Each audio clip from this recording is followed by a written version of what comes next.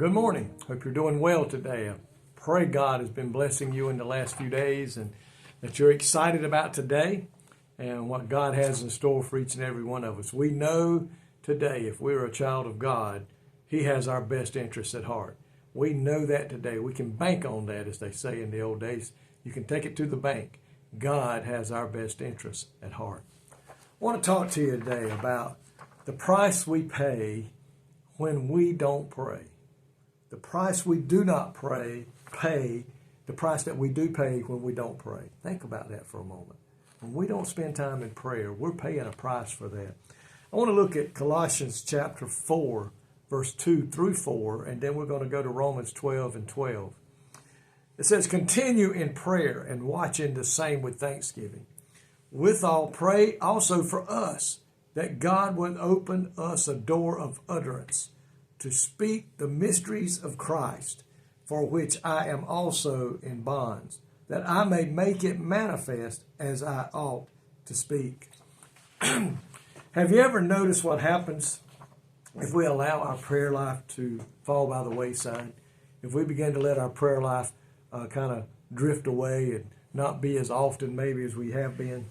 When we fail to make prayer a priority in our life, we are forfeiting our time alone with God. Think about that today.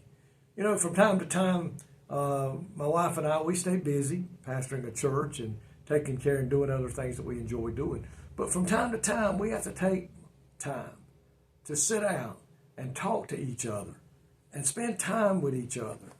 And because if we don't, we can begin to grow apart if we're not careful. And the same thing can continue today with us and God. If we begin to let our prayer life, the time we spend alone with God, to have that moment of private time, we will begin to drift. It says here, continue means persistent in an activity or process. Do not stop praying. We must continue to pray. Continuing steadfast, persevere implies a strong and persistent favor.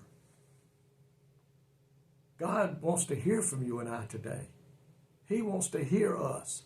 Well, He wants to spend time with us. How do we know that? In the garden, if you remember, He used to come down in the cool of the day, it said in the Word of God, and walk with Adam and Eve and talk with Adam and Eve. He loved that one-on-one communication. It says here, steadfast, dutifully, firm, unwavering. Persevere, continue to do something even when it's difficult and there are obstacles. Folks, today prayer is not easy. The devil does everything within his power to keep us from praying. And if we begin to get on our knees or sit in our chair, sometimes I like to go for a walk and pray. The devil will begin to try to interrupt our prayer. He'll begin to let other thoughts come to our mind. Satan and the weakness of our human nature will attempt to cause us to neglect prayer itself or distract our minds and thoughts while praying. He'll do everything to keep us from spending time with God.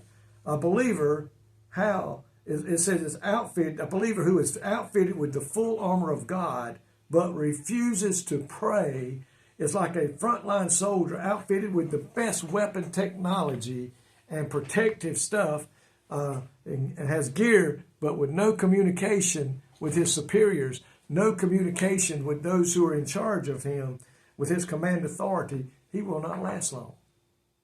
See, we're given the weaponry we needed to fight against the devil. We got God's holy word. He's got angels around us. But if we don't spend time talking to God, we could lose out.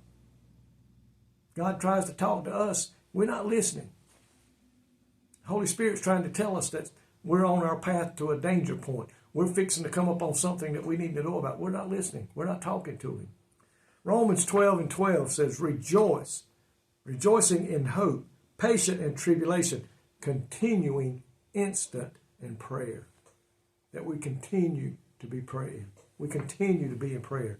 We were talking about that in Sunday school, that we can continually pray. We don't have to spend certain times of the day praying and certain incidences. Maybe when somebody walks up and asks us to pray with them, we can pray all day long. We can call a brother and sister and spend time in prayer with him. Maybe in a little bit we think of somebody else that needs prayer, something else we got going on at the church that we want to make sure we're in the right position that God wants us to be in. We can constantly be in prayer. Jesus told us, he said, in this world you will have tribulation.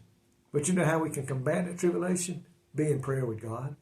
Give him time to talk to us and tell us how to overcome the tribulation that he said will come our way. People should therefore expect and prepare to persevere through troubles. To avoid these difficulties, we are told we should place a high priority upon our fellowship and our communications with the Father. Just like I love to spend time with my father when he was here with us, I love to spend time talking to him and my mom and listen to the wisdom they could share with me. And Christ is the same way. He wants to give us the knowledge that he wants to pass on to us. That said, after all, we must be in contact with God in order to hear. How else can we understand and follow his wheels if we don't talk to him? Be in prayer with God today. Let him lead and guide you in the way you would want to go. Lord, thank you today for all that you do for us. Thank you for your prayers that you've answered for us. Thank you that your ears are ever open. Give us the wisdom to call on you, God, in the time of need. In Jesus' name, amen. Folks, may God richly bless you today is my prayer.